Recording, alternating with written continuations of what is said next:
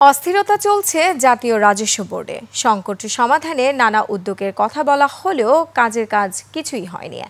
এমন বাস্তবতায় দাবি আদায়ে 28 জুন মার্চ টু এনবিআর ঘোষণা দিয়েছে এনবিআর সংস্কার ঐক্য পরিষদ। তারা জানিয়েছেন সংকট নিরসনে অর্থ মন্ত্রণালয় তাদের আলোচনায় ডাকেনি। সাদাত হাবিবি সেতুর রিপোর্ট।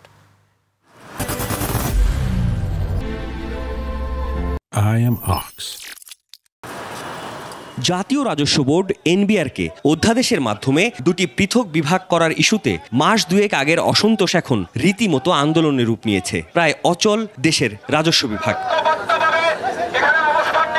চলমান অস্থিরতায় বৃহস্পতিবার এনবিআরের প্রধান কার্যালয়ের ভেতরে বাইরে অবস্থান নেন পুলিশ, র্যাব ও সেনা সদস্যরা। এরপর ভবনের বাইরে থেকে আর কাউকেই যেমন ঢুকতে দেওয়া হয়নি, বের হতেও দেওয়া হয়নি। অগত্যা মূল গেটের বাইরে অবস্থান নেন আন্দোলনে থাকা কর্মকর্তা কর্মচারীরা। আলোচনায় এনবিআর সংস্কার ঐক্য পরিষদের অংশগ্রহণের বিষয়টি বরং অবান্তর। এই মুহূর্তে এনবিআর চেয়ারম্যানের অপসারণ ছাড়া কোনো আলোচনার দুয়ার খোলা আছে বলে আমরা মনে করছি। অর্থ উপদেষ্টা এনবিআর সংস্কার ঐক্য পরিষদকে আলোচনায় ডাকেননি এমন দাবি তুলে সংকট সমাধানে প্রধান উপদেষ্টার হস্তক্ষেপ চান আন্দোলনকারীরা। আগামী 28 জুন 2025 সাল তারিখ থেকে সারা দেশের ট্যাক্স, কাস্টমস ও ভ্যাট বিভাগের সকল দপ্তর থেকে এনবিআর অভিমুখে মার্চ টু এনবিআর পালিত হবে।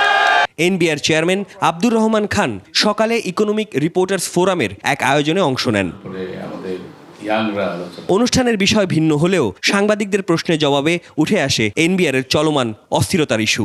আমি আসলে আজকে খুবই ঝামেলার মধ্যে আছি। আপনারা জানেন যে আমাদের জুলাই মাসের মধ্যে একটা অ্যামেন্ডমেন্ট করার ঘোষণাও আমাদের মাননীয় অর্থ উপদেষ্টা দিয়েছেন এবং আজকে আমরা 5টায় তাদের সাথে বসার কথা। হয়তোবা এই আলোচনার মাধ্যমে একটা সুরাহা তো আমরা পাবো বলে আমরা আশা করি। সাদাত হাবিবি সেতু, 21 টেলিভিশন, ঢাকা।